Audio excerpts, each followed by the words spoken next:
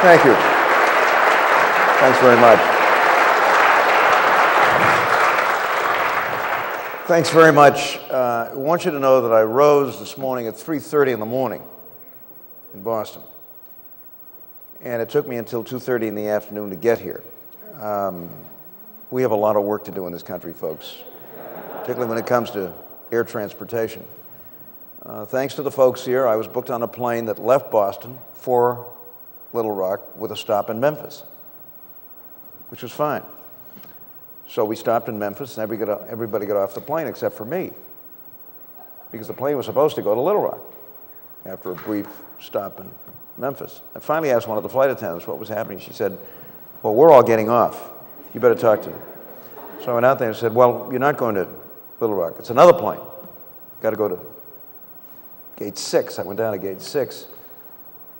I don't know what they did with my plane, but they put us on another plane 2 hours later, which subsequently was 3 hours later and was subsequently canceled.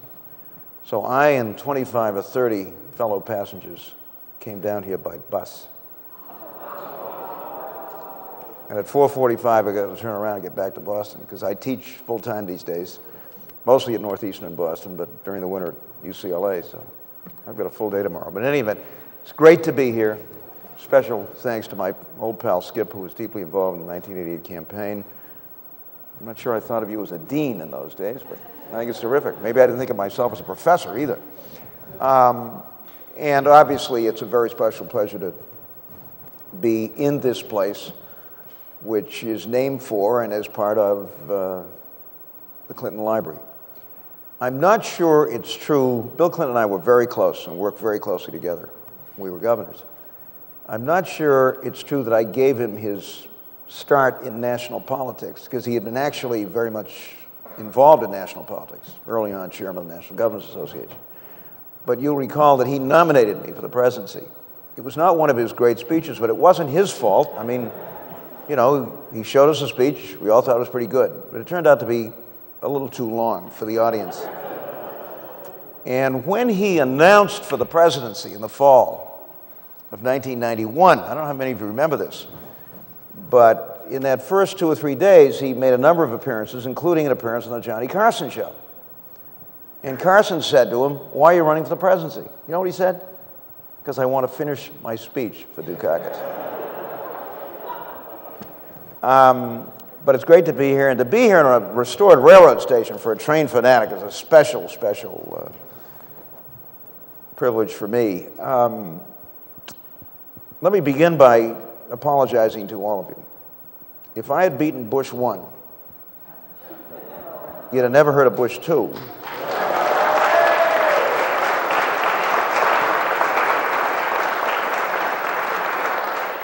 And we wouldn't be in this mess, so it's all my fault. I feel that personally every day.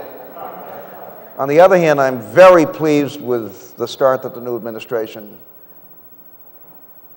has given us. Barack Obama really gets it in a way that Bill Clinton got it, that Jack Kennedy got it. I mean, it seems to be part of his DNA.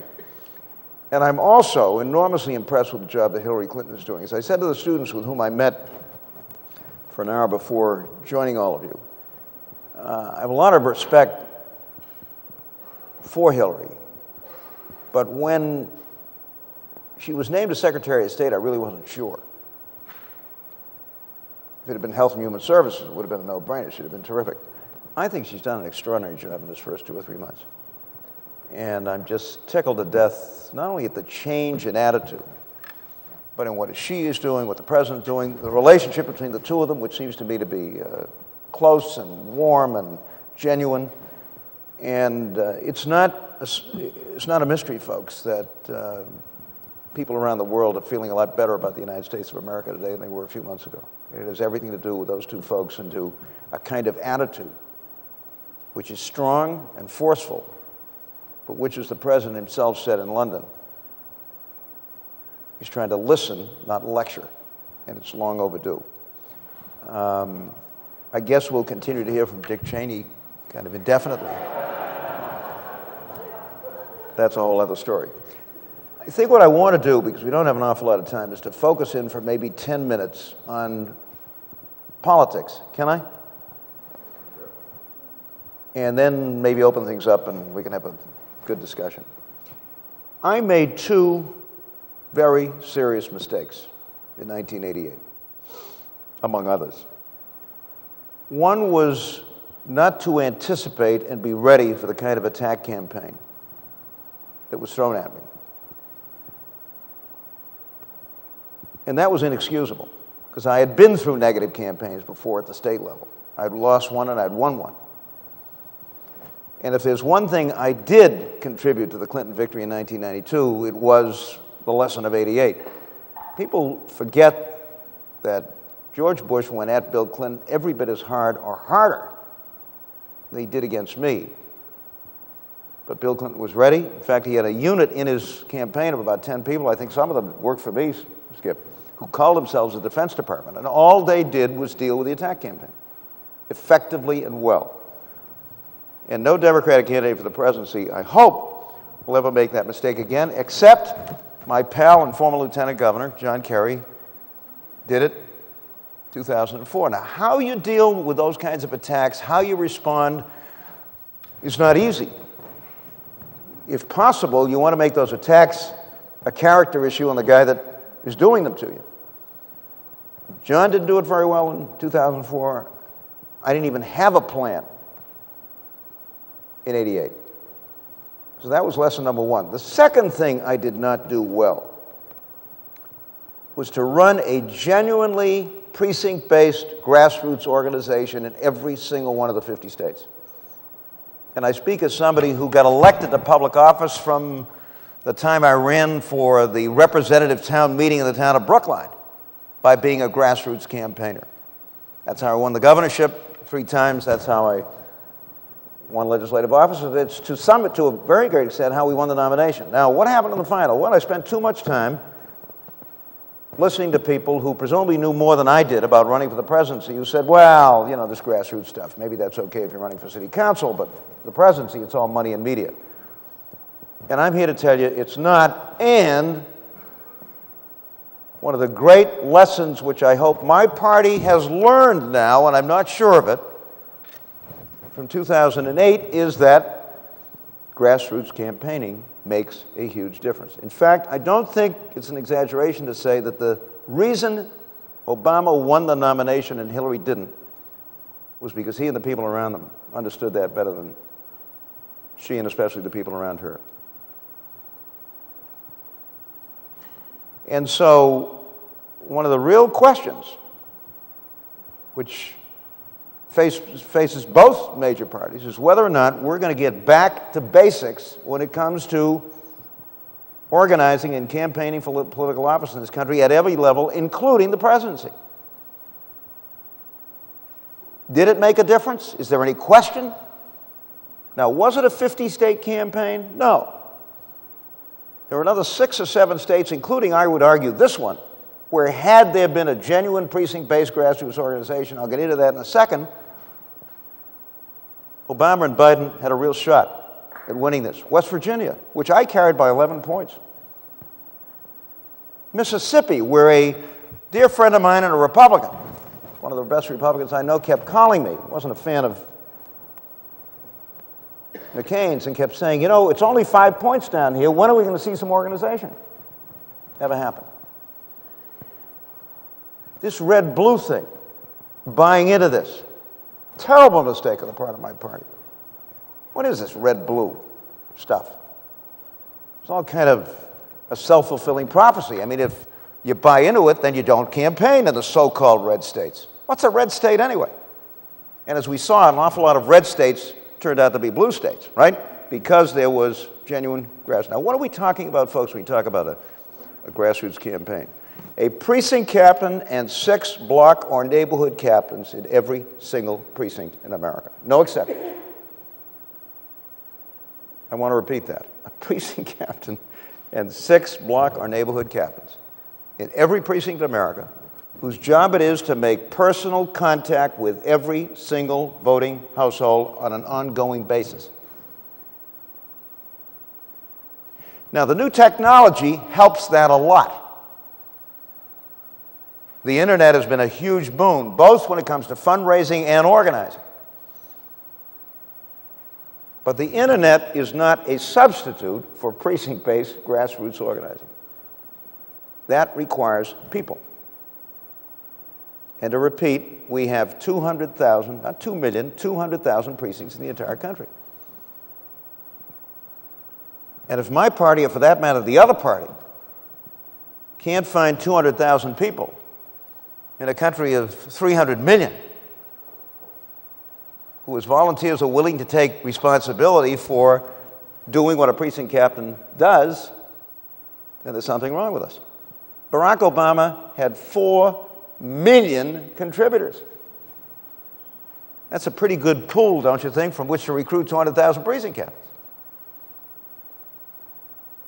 And so my hope is that at least my party, under the leadership of the governor of Virginia, who's the new DNC chair, with whom I've already talked about this, will get serious now in advance of 2010 and the November elections, which are going to be crucial elections at the senatorial and congressional level, in building a genuine 200,000 precinct-based organization in every state in the country, red, blue, or polka dot. Now, it can also work for the other side. Let me tell you a little story. Before she married me, Kitty had previously been married to somebody else. Fortunately, it was a lousy marriage for me. And we will be celebrating our 46th wedding anniversary on the 20th of June, and we've got 3 wonderful kids and 7 grandkids. I inherited a little 5-year-old when we were married, who for all practical purposes has been my son ever since. But our John has 2 half-brothers, Jason and Alex Chaffetz. And Jason Chaffetz, who's now in his early 40s, was the star field goal kicker for Brigham Young University. He won the Hula Bowl for him with 5 field goals, met and married a lovely young Mormon woman at BYU, and went into business. In fact, although he's a conservative Republican, he was my youth coordinator in Utah for family reasons. And we're very close to the 2 boys, and our son is very close to his half-brothers. Went into business, and business communications especially. He had a small but thriving business communications business in Salt Lake City. And a fellow named John Huntsman announced that he was running for governor, one of 9 candidates. Jason's mother had died of cancer in her 40s, and she was a wonderful person. And so he cared very deeply about cancer. And when he heard that Huntsman was running, he called up and he said, you know, I've always been impressed with what your family has done in cancer, and if I can help, let me know. So Huntsman called him in, and within a week he was handling his communications, and within a month he was running the campaign. Kane Huntsman's campaign manager. Huntsman won, by the way, doing a fine job out there. Jason became his chief of staff, and then decided that he would challenge a 7-term incumbent Republican named Chris Cannon in the Republican primary. Now, other people had tried to do this. Cannon's kind of an interesting fellow. But nobody had been able to do that. And Jason Chaffetz decided that he would challenge him in the Republican primary. He didn't have a single paid staff person, folks. He spent a total, are you ready for this, of $164,000. He ran his own campaign. No paid staff, but he had 1,000 volunteers. And of course, he'd been listening to this precinct jazz of mine for years. And on primary day, Jason Chaffetz beat Chris Cannon, who spent over $1 million, had the endorsement of George Bush, the 2 United States senators from Utah, all of that stuff. Jason Chaffetz beat Chris Cannon by 20 percentage points. How? Working the precincts, knocking on doors, doing the grassroots stuff. Now, while I'd prefer to see my party doing this a lot more and a lot better than the other side, the fact of the matter is that our politics would be a lot better if both parties were doing this. And we haven't been doing this for a long, long time. But we saw just how effective it can be, and more than that, how you can bring thousands and thousands and thousands of people, especially young people, into this process. Because there's no better training for politics than being a precinct captain at the age of 21. So there are lessons here. Now, are we learning those lessons? I'm not sure, folks. There are a few people here, I think, from California. California is heading into a very important gubernatorial election. Schwarzenegger is hurting, has had a tough time, and in any event, he can't run to succeed himself. And there are all kinds of candidates lining up on the Democratic side and the Republican side. Unless I'm missing something, not a single one of those candidates, and I know most of them, seem to have been conscious during 2008. Because not a one of them is making plans to organize a precinct-based grassroots campaign in California. Serious. Maybe the mayor of San Francisco. We'll see. How can you look at the results in 2008 in this presidential election and not conclude that if you're serious about winning major political office, that's what you got to do?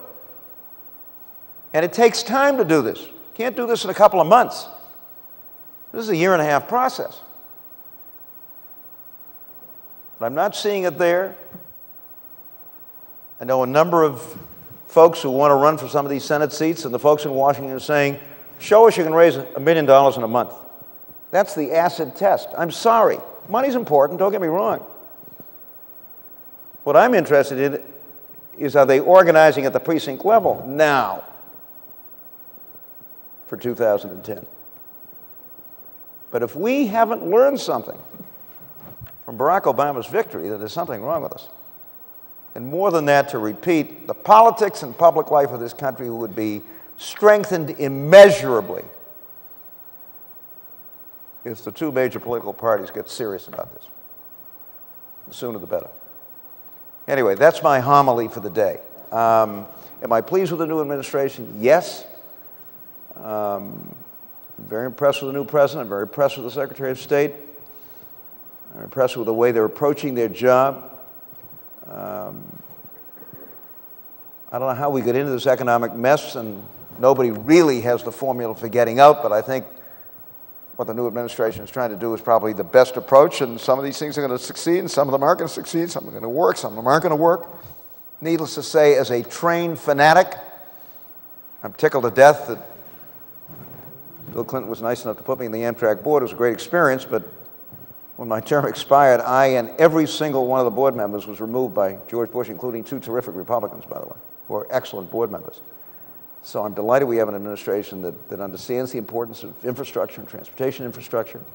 I'm worried about Afghanistan. Everybody's worried about Afghanistan, but at least I'm seeing an approach to international relations and foreign policy that is just so different from what we had that it's not only refreshing, but I think it's going to make a huge difference in people's attitudes about ourselves. And generally speaking, I think the new administration is off to a good start. But it is very important, in my opinion, that my party at least gets serious about organizing for 2010 at the grassroots. Let me say just one other thing. I don't think there's been enough attention paid to this kind of mysterious emergence of the 60-vote requirement to get anything done in the United States Senate. Where does it say in the Constitution you need 60 votes to get anything done? This is the result of a Senate rule. That's all it is. And by the way, the Democrats have abused it,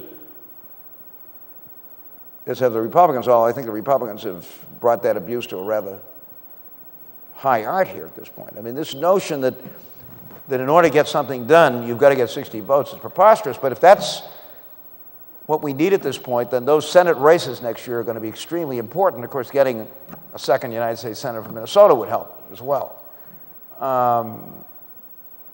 But I would hope that if my party can win 60 or more Senate seats, that they'll have the courage to change that rule. And in the meantime, as you know, you can use the reconciliation process to get things done with a majority vote. And I don't think the president should hesitate for one moment, any more than Bill Clinton hesitated to use the reconciliation process to get his economic plan through the Congress. Or Ronald Reagan, for that matter, got his stuff through the Congress using the reconciliation process. But I think it's absolutely preposterous that in the Senate of the United States, you can't bring debate to a close with less than 60 votes. When I was in the Massachusetts legislature, the same is true, I think, of most other legislatures. If we had heard enough after 3 or 4 windy hours of debate, anybody could rise in the seat and say, Mr. Speaker, I move the question. Not debatable, not amendable, you have to have a roll call vote right away. And if a majority of the House said, we're ready to vote, you voted. That's the way it works in the House, but we have this 60-vote thing in the Senate. As time it went, I think we've got to spend a lot more time talking about that. And I can tell you this, folks, as you know, I mean, one of my passions in life is health policy and universal health care. We will never get a health bill through the Senate of the United States if it takes 60 votes. It'll be tough enough getting a decent bill through with 51. So I hope we can start focusing on that. In any event, let me stop at this point. I'm sure you've got questions, thoughts, comments, reactions, and frankly, that's the best part of these sessions anyway, so far away. Let's wait for the microphone. Let's wait for the microphone. So he's coming. He's bringing the microphone to you. You authored a book with Paul Simon. I did.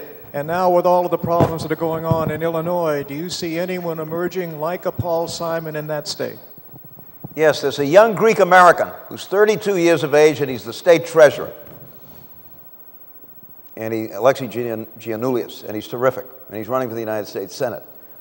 Now, Paul was a very interesting guy. I really got, you know, one of the things people don't understand is one of the things that happens during a, what do we have, seven candidates for the nomination when I was running, is you begin to meet these folks. Gore, Simon, Gebhardt, Jesse, Bruce Babbitt, Joe Biden. I mean, there were a whole bunch of us. And I developed an enormous amount of respect for these folks that I was running against, including Paul, who was as honest and as thoughtful and as decent a man as I've ever met. Yeah, they got good people there. Now, how they let themselves elect this head case is beyond me, but you know, it happens. I mean, sometimes people do strange things in public life, and they just, I mean, with all the scrutiny, all the exposure you have, I mean, how did a guy like this get to the point he got to? But there we are. But there are plenty of good people in Illinois. Paul was one of the best. We wrote this little book together. He went into teaching as I did, and we both began getting very concerned about the fact that we had terrific students, but they didn't know anything about politics. They'd take government courses. They knew about checks and balances and separation of powers. They didn't know anything about politics. So we wrote this little book called How to Get Into Politics and Why, as a teaching tool so that we could start teaching our kids about politics. And by the way, let me say this. Barack Obama has had a profound effect on young people in this country, even as Jack Kennedy had on my generation. If you ask Bill Clinton, you ask me, and others will tell you, you know, Kennedy was Obama's having the same effect. I think it's wonderful. I think it's wonderful. I mean, young people really responding now, want to get into public service, anxious to do so. It's terrific. It's really great. Yeah. We got a question over here, and then we got one. My twin here. There's your microphone, yes. Do we look alike? What do you think? His people come from Calabria. It was a Greek colony years ago, southern Italy. Go ahead, yeah. Governor, recently Massachusetts passed legislation regarding health care insurance. Right. Do you see that as a good program in Massachusetts, and also is it for the nation? And is it could you explain the basics of that particular legislation? And also, can you comment on Paul Tsongas? Well, let me start with Paul. When I was first elected to the Massachusetts legislature in 1962, it was inconceivable that a Greek American could be elected governor. Not because people didn't like us. I mean, I think we're fairly popular. We're so small we don't threaten anybody, you know. But in the ethnic politics of the time, I mean, it wasn't there. 20 years later, we had a Greek in the governor's office. That was me. We had a Greek in the United States Senate. That was Paul. And a Greek in the Congress, Nick Marvulis. All of us sons of immigrants, by the way. Paul was an interesting guy. He was different. I used to say to him every once in a while, hey, Paul, you got to smile. You got to smile. You got to lighten up a little bit. But very thoughtful. Started talk about the grassroots, as a city councilor in the city of Lowell, and moved up gradually and slowly. Was a thoughtful, committed, very special guy. But not your ordinary politician, and I like politicians. I am one, so, but a different guy in many ways. Kind of cerebral, but a great campaigner. a great campaigner. We really miss him. You know, he left us much too soon. Now, what about health care? Well, you know, I signed a universal health care bill as governor of Massachusetts in 1988. It was a hell of a lot better than the one we got now, if I may say. I'm not saying that you know, with false pride. But we essentially copied the Hawaiian system. Are you familiar with Hawaii? Hawaii's the only state in the country other than mine now. And by the way, who do you think Hawaii copied when they passed their universal health care bill in 1974? Any of you know? Richard Milhous Nixon, who in 1971 proposed universal health care. In fact, we've had 3 presidents, folks, before this one, who were serious about universal health care. The first one was Harry S. Truman, who in 1945 and in every year thereafter proposed what today we would call universal Medicare, even before we had Medicare. What was it? He basically said, look, let's increase the payroll tax a couple of percentage points and add a health benefit to the Social Security system, but for everybody. And he was pilloried for it. American Medical Association called it Bolshevik medicine and all this kind of nonsense. 1971, Nixon comes along. Nixon doesn't want a government plan, but Nixon proposes a plan where all employers and employees would be required to contribute to health insurance, and then he would expand Medicaid to cover those who were temporarily unemployed. That was the Nixon plan. And unfortunately, a lot of the liberal and labor community opposed it because they wanted the Truman plan. Finally, in 1973, Ted Kennedy said, hey, we better sit down with this guy, because maybe there's a basis for some agreement here. And they began negotiating on it, and then Watergate broke, and that was the end of the Nixon presidency, and that was the end of the Nixon plan. And it wasn't until Bill Clinton in 1993, effectively, that we had another plan, which followed the Nixon plan more than it followed the Truman plan. And we all know what happened to the Clinton plan. So we've had 2 Democrats and 1 Republican that have proposed universal health care. In any event, Hawaii got tired of sitting around, and so in 1974, they basically adopted the Nixon plan for Hawaii, which in effect requires all employers and employees to contribute to health insurance. So if you're employed in Hawaii, folks, you're covered. And they have a pretty liberal Medicaid program, which covers you if they call it Quest or something, but it's essentially expanded Medicaid. Now, that was the plan that I proposed and got through my legislature in 1988, and we began implementing it. But it was not until January of 1992 that the employer-employee mandate would go into effect. I was succeeded by a guy named Bill Weld, who was a bright guy but didn't understand health care at all, did everything he could to screw it up successfully. And so the plan that I signed and that we worked so hard at was never fully implemented. Okay, fast forward to 1986, and Mitt Romney, and I'm not a fan of Romney's, I think he was one of the worst governors we ever had, but in this particular case, he said we ought to do something about this, reached out to an overwhelmingly Democratic legislature, and we began to put something together, and that something is now the Massachusetts Health Plan. Now, what's the problem with it? It's not sustainable financially, because it makes the state government the insurer of last resort, and folks, we're going to go broke doing this, because there is no serious employer-employee mandate. Now, we have a relatively high percentage of employers in Massachusetts provide health insurance, about 73%, but that means 27% don't. So when people show up in the emergency room without insurance, that cost is passed on to whom? To employers who do insure, or to the taxpayer. And there's no way that you can sustain this. Finally, at the end, because of the assistance of the Democratic Speaker, employers that don't insure have to pay a very modest amount of money. But what is it, $295 per employee per year? Look, it takes $12,000 to insure a family in Massachusetts. I don't know what it is here in Arkansas. Annually, $295 is ridiculous. And whether we like it or not, folks, if everybody is going to be covered with decent health insurance in this country, then there's got to be a mandate. There's got to be a mandate. It's either a tax mandate, an employer-employee mandate, an individual mandate, or all 3. That's the reality.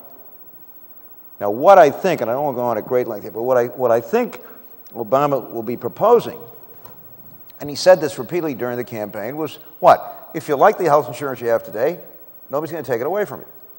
But there are now 50 million people, 9 million people have lost their health insurance during this economic crisis because they've lost their jobs, they and their families. where do they get health care? Well, they're going to show up in the emergency room. That's what's going to happen. We're all going to pay for this. So what he is going to propose, I think, is an alternative public plan for those who can't get it in the private insurance market. And what should that public plan be? In my opinion, it ought to be an expansion of Medicare. Now, Bill Clinton attempted to do that when he was president. After he lost his plan, folks, he came back, remember, with the Children's Health Plan, and coverage for the unemployed, which a Republican Congress turned down, and a proposal to permit people between 55 and 65 to buy into Medicare at cost. And if you're between 55 and 65 and you lose your job or you're uninsured, go try to find health insurance. Try to go find health insurance. Now, that seemed to be pretty simple. Republican Congress absolutely shut it down. It's the government. Yes, that's right. How many of us are on Medicare? Pretty good, eh? The day you reach your 65th birthday in this country, you breathe a huge sigh of relief because you finally have basic health security, and Medicare works terrifically well, and the overhead is 2%, compared with 15 to 20% for private insurance and what goes on out there. But there will be a fight to the death ideologically over any attempt, strange as it may sound. I debate this occasionally with Republicans, and I say, so you want to repeal Medicare, right? No, I don't want to do that. Well, that's what you're saying, isn't it? It's a government plan, isn't it? What about Medicaid? Want to repeal that too? I mean, what is this? But the Massachusetts plan, unfortunately, is not a model, because we're going broke trying to pay for it. And you just can't, there's got to be mandatory contributions here. Got a question back here. Hi, Governor Dukakis. Thanks again for coming to our school. It's a great pleasure. In the earlier session, you had mentioned that you teach a leadership course. I do. And here at the Clinton School, all of us take a leadership and public service during our first semester. And so I was wondering if you could speak to the value of teaching leadership and how you go about cultivating it in an academic setting. Well, I'm repeating some of the things I said to you guys, but maybe they're worth repeating, I don't know. For one thing, I think how you teach leadership in the public sector is very important. I don't lecture. I don't stand up there for an hour or two talking to people. I mean, I'd be bored out of my mind myself doing it. Incidentally, that's one of the problems with running for the presidency. You know, saying the same thing over and over again for a year and a half gets very boring, folks. Now, every once in a while, a guy named Bill Clinton, a guy like Bill Clinton comes along who somehow can make it interesting, you know, for the 2050th time, but most of us don't have this. Secondly, I use case studies extensively. I expect my students to read those cases carefully, to put themselves in the shoes of the decision maker in those cases, and then they better be ready for class, because I ask a lot of questions, and I teach Socratically. Natch, I mean, why wouldn't a Greek American not teach Socratically? But it's the only way I know to teach this. In lieu of a final exam, I require my graduate students to do a major policy and strategic memorandum to a named public manager. They have to make contact with that manager and his or her staff. They have to do this as if they were staff to them. This is not an exercise. I expect them to go out, work with that person's staff, with constituencies, with elected officials, all this kind of stuff. It's the most important thing they do in the class.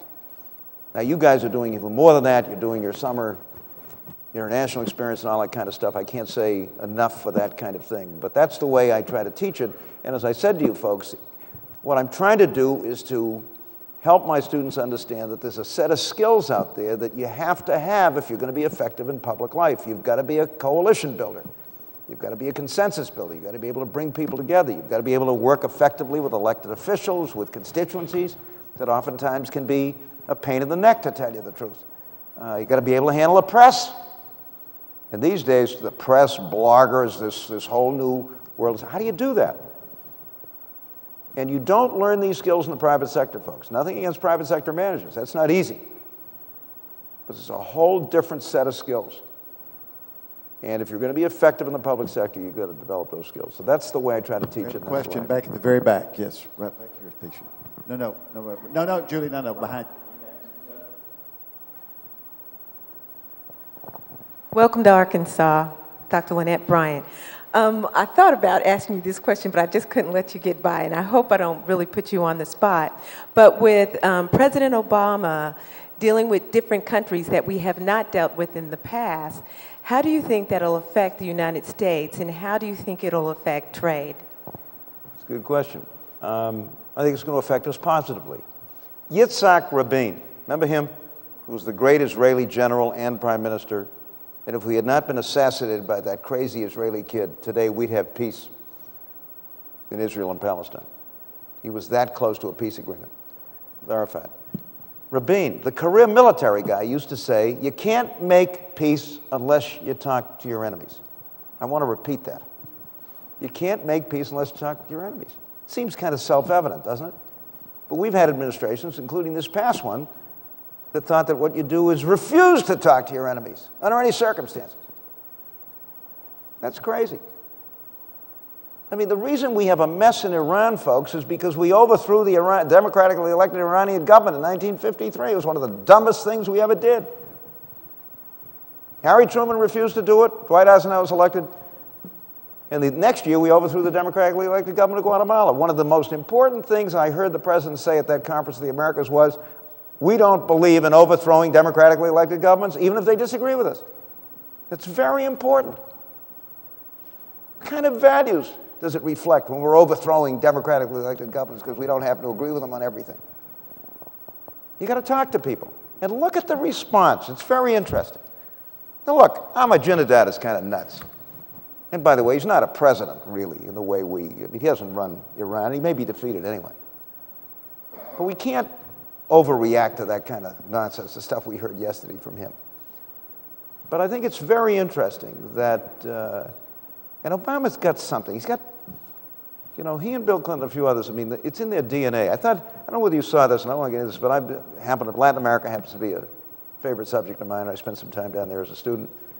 And the Greek and Spanish accents are identical. So if you speak Greek, you speak perfectly accented Spanish and vice versa. It's just, I don't know why, but there it is.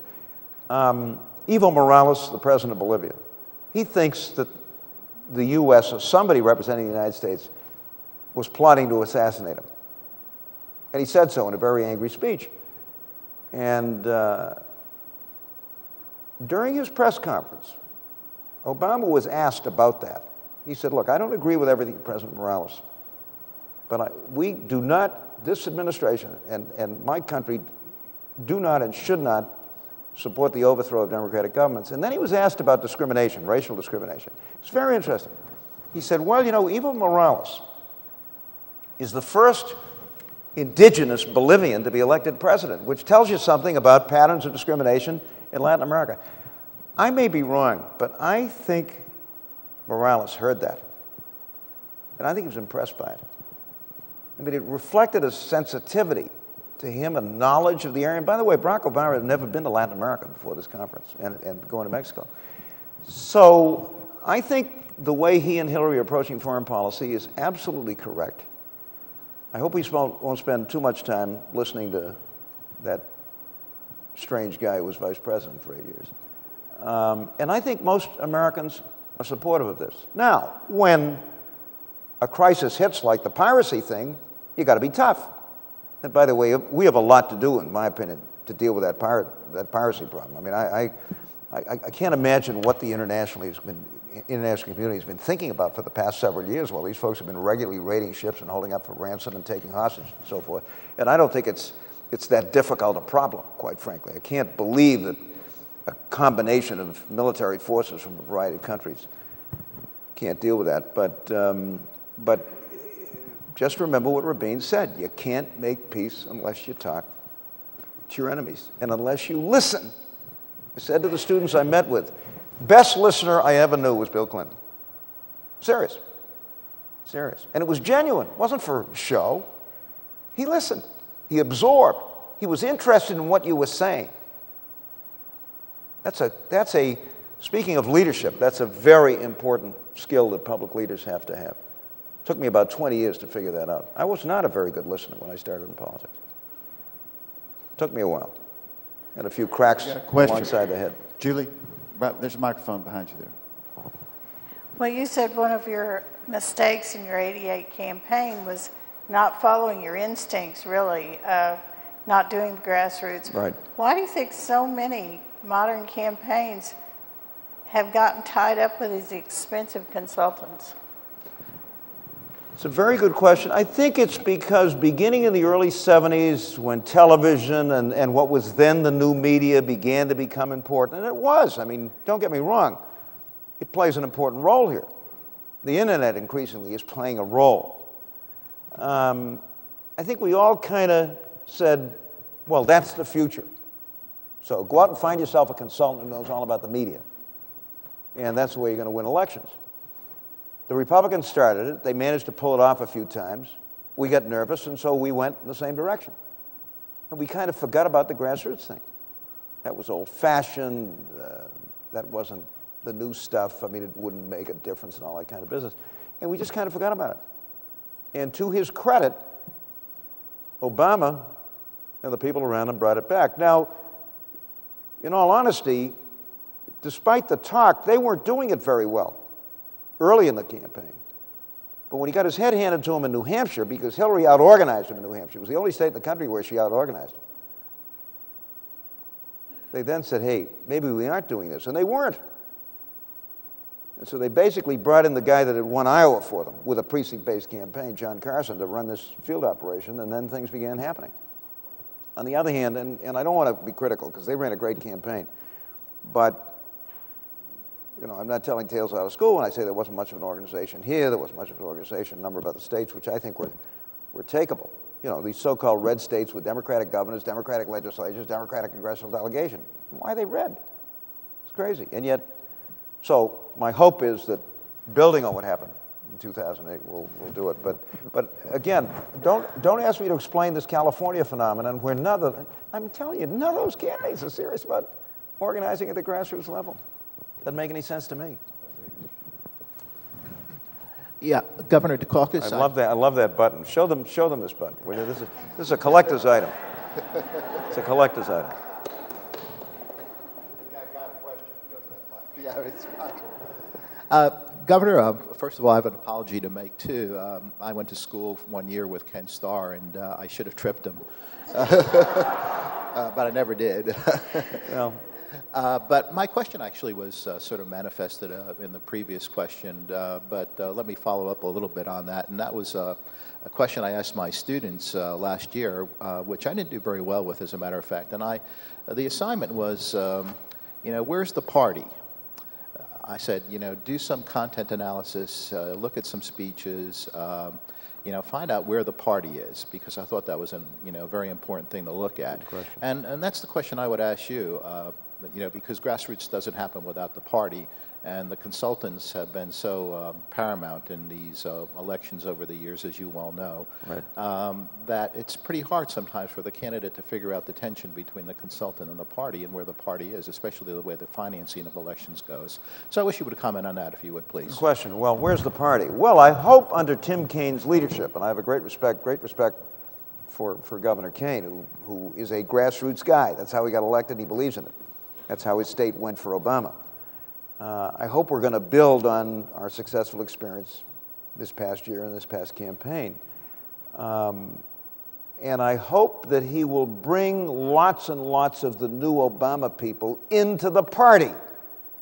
There's always this inclination on the part of the new folks to go, well, you know, it's a little unclean to become part of the party organization. That's nonsense.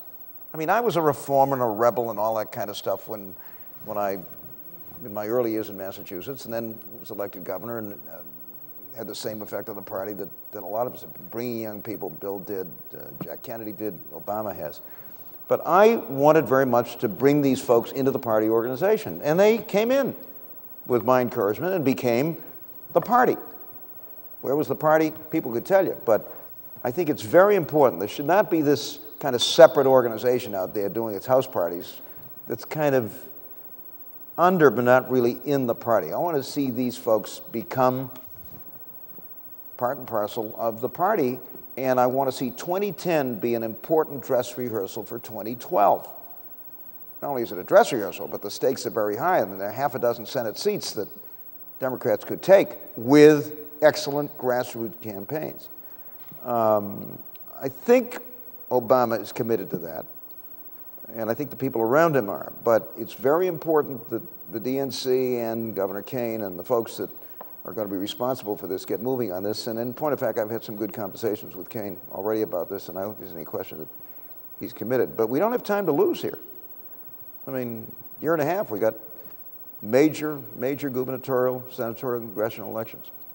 But that's where I hope the party's going to be, at the grassroots, organized in every precinct in the country, with lots and lots of these new folks, and young people, by the way, who get into this. And that's, after all, where most of us get started anyway, in somebody else's campaign. Okay, we have a question right up here. I'd like for you to go a little bit further on the grassroots philosophy in 2010. One of the things as a grassroots activist all of my political life, which is over 50 years, people who truly get to be grassroots politicians, Yeah. they hold their politician accountable, and there can be a backlash because they are the ones who have invested so much of their time. And they got the money, guy elected, right? And they got him Yeah, elected. So you they're bet. going to hold You you bet. accountable. Yeah. What is your prediction of the grassroots movement 4 years from now, when they have experienced an environmental change economically, environmentally, and educationally? Where will they be in this accountability from their investment in participatory Well, democracy? as Barack himself said, he said, look, if I don't succeed in 4 years, you're going to have another president. So he's not kidding himself. I mean, the stakes are very high out there. If he can get the economy back in shape, if he can do a great many of these things, if he can put together this foreign policy in a way that really works for us and for the world, he's going to be reelected. But he'd be the first guy to tell you he's going to need that grassroots operation. And keeping that kind of enthusiasm is very, very important. You know, there was an enormous amount of commitment, enthusiasm, reaction to the Bush administration, that kind of stuff. How do you maintain that? How do you grow it? In my opinion, you start now. You make 2010 a very important step on the road to 2012. You get yourself more Democratic United States senators. You hold and expand your majorities.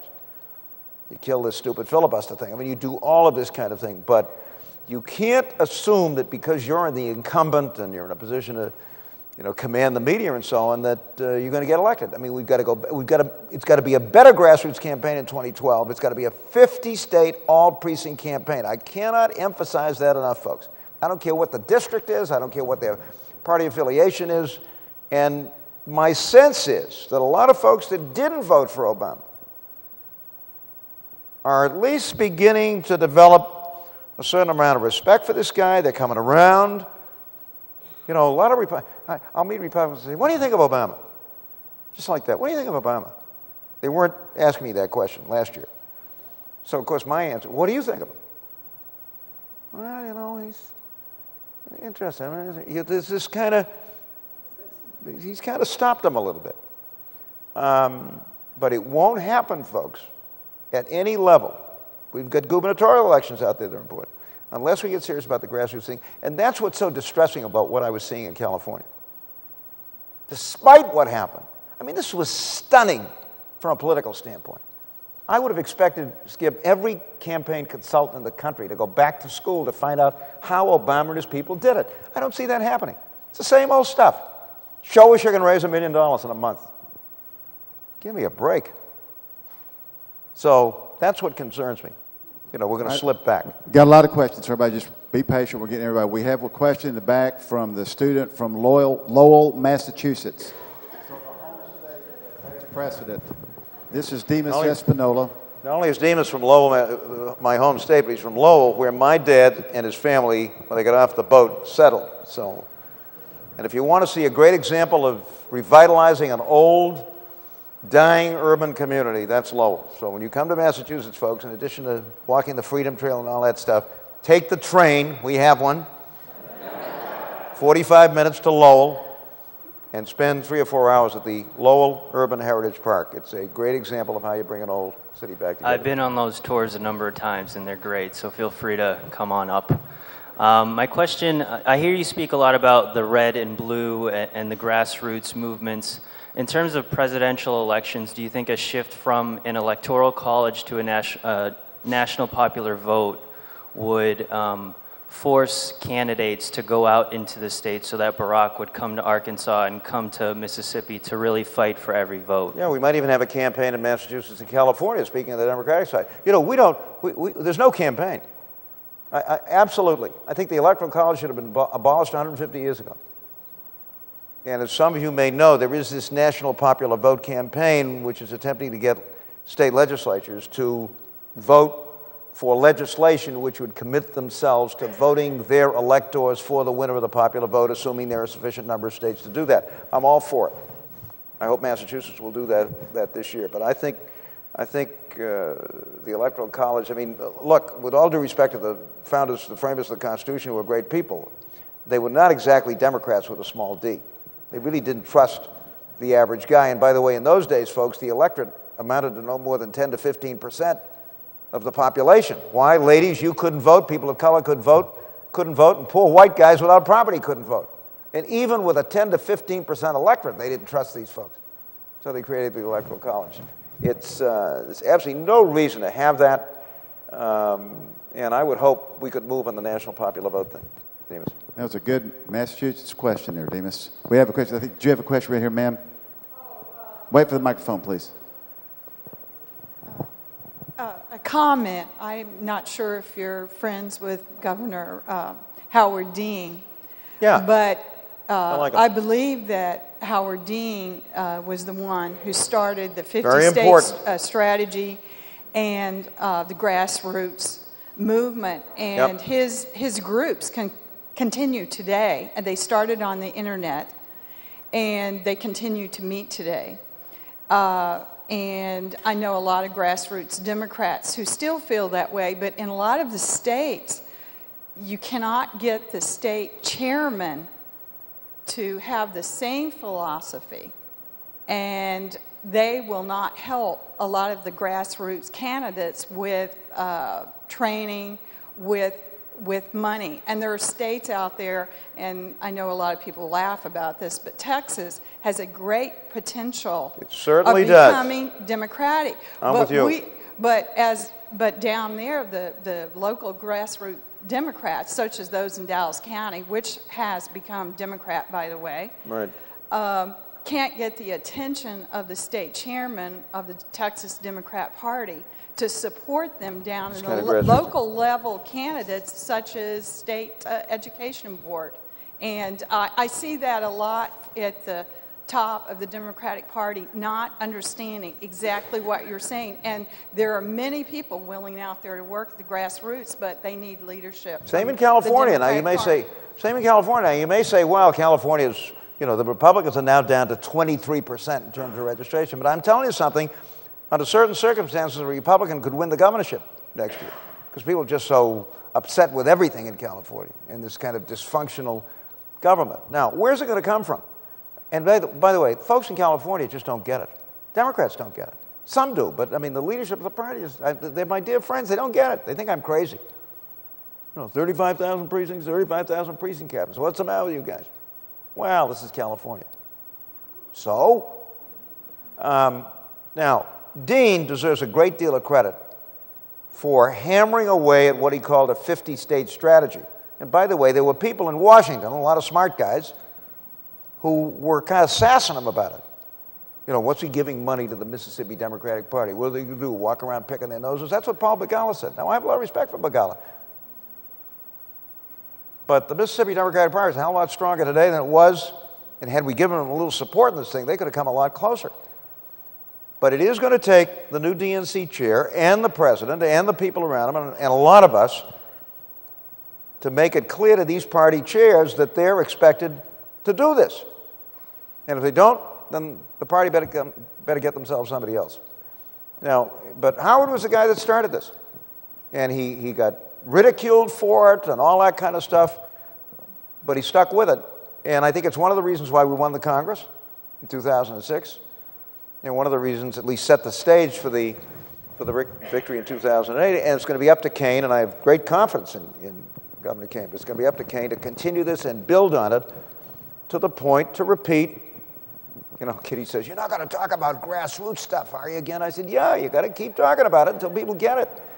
But I'm not going to be satisfied till every one of the 200,000 precincts in the country has that kind of operation.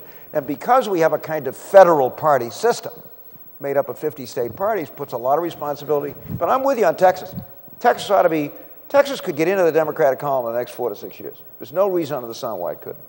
But it's not going to happen if they think it's all about money and media. Not a chance. Not a chance. Dr. Wilson, we have a question right here. Wait for the microphone, Sloan, right behind you there. Thank you. Governor Dukakis, since you brought up this grassroots level, the thing that I hear at the grassroots level is complaints about the length of time of the campaigns and the inordinate amount of money that's spent. What do you have in line for campaign reform? I sympathize with folks who are concerned about the length of the campaign. Just run for the presidency. It's endless. I mean, I hate to tell you this, folks, and it affected my campaign, but you know, after about 12 months of this, where you're saying the same thing over and over and over again, you start getting bored listening to yourself. And then after you win the nomination, it's a whole new campaign again, and you're supposed to be fresh and so forth. Now, every once in a while, a Clinton comes along who somehow can sound good every time he talks, but most of us kind of get bored listening to ourselves. And unless we repeal the First Amendment, there's nothing you can do to stop this. On the other hand, one of the things that ought to encourage all of us about the Obama victory was his ability not only to raise incredible amounts of money from 4 million people, $750 million. Average contribution, what was it, Skip, $80 or something? Thanks to the new technology. And by the way, it was John McCain and Howard Dean that showed us how to raise money that way in 2000 and 2004. But again, to repeat, when you bring people in as contributors, you then have to go out and recruit them for this grassroots operation. The two go hand in hand. But I don't think we're going to reduce the length of campaigns. I think we can democratize them effectively by involving thousands and thousands of people actively, both as contributors and as workers. And it isn't that I'm giving up on campaign finance reform, but you know, the human mind is infinitely creative. Just as soon as you pass another campaign finance law, you got about 10,000 lawyers out there trying to figure out where the loopholes are. You know, then they find soft money. Then when they close the soft money loophole, then it's something else. But I do think every candidate, you know, I say these days when people come, I say, no excuses. If Obama could do it, you can do it. But go out to a broad base of relatively small contributors, which after all is the way to get elected, because nobody owns you when you got, you know, thousands of small contributors. Nobody owns you. We've got time for one more question. This young man here has been very patient the entire time. Thank you for coming. First of all, I want to know what your response is to the passage of the Kennedy-Hatch Serve America Act. And I'm sorry. The Kennedy-Hatch Serve America Act.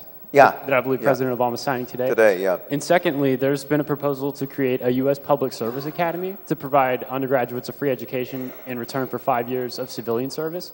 And I'd like to know if you've heard about that and if you might be inclined to support it. Let me take the second question first.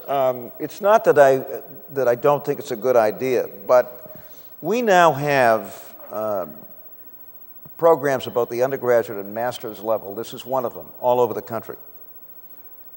And I'm not sure, I'm not saying I'm against it, but I'm not sure you need a separate academy for that when you have these programs. I mean, I've taught at the Kennedy School, I now teach at UCLA, I teach at Northeastern. You've got this terrific program here with 60 folks and so on. So maybe you can kind of get your public service academy with scholarships to these kinds of programs that are somehow, I mean, Skip, you might have some ideas about this in terms of how that might work. I am a huge fan of public service, folks. I mean, if there's one thing that's defined my life since I left elective office, it's that I'm a missionary for public service, and I make no bones about it. That's why I teach. That's why I spend a lot of time speaking on college campuses. I mean, I'm not interested in talking to the National Plumbing Association. If a college or university, nothing against plumbers, you need plumbers too, but if a college or university invites me to speak, I will go if I possibly can, because I think it's very important that guys like me, who have served in public life and have had the rare opportunity to do so, convey that enthusiasm to young people. And as I said to the students that I met with, there is nothing, folks, more personally fulfilling or satisfying in this world than being in a position where you can make a difference in the lives of your fellow citizens. I mean, that's what it's all about. Now, if you want to get rich, don't go into public service. I also tell my students that. Get your kicks, you know, we don't pay badly these days. Get your kicks from the satisfaction you get from making a difference in people's lives and in your community and your country. And the satisfaction is huge. I can't think of another life that I would want to live, with one exception. I would have liked to have been President of the United States, but, you know.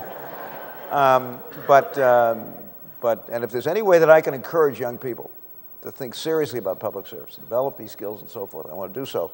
And let me say this, I think, just to conclude, I think I missed my tour of the library. I'm coming back, Skip, you know, unfortunately, thanks to, shall I name them? The Delta Airlines. Because I'd love to come back, and I'm obviously a huge fan of the guy for whom this library is named. But I think the fact that there's this educational component is very special. I don't know whether there's another presidential library that has this, but I think it's terrific. And you have, some 60 master's students, and you're going to have more and more and more, and they're going to start fanning out. 10 years from now, there's going to be this network of graduates of this program. There's nothing like it. So however we decide to do this public service academy, whether it's in a combination of programs or a particular place, I think it's a message that we have to get out there. Unfortunately, we have a president who believes it, says it, and is having a profound effect already on young people in this country, and I think that's just terrific. Anyway, so I got to run, but I got to get back to Boston.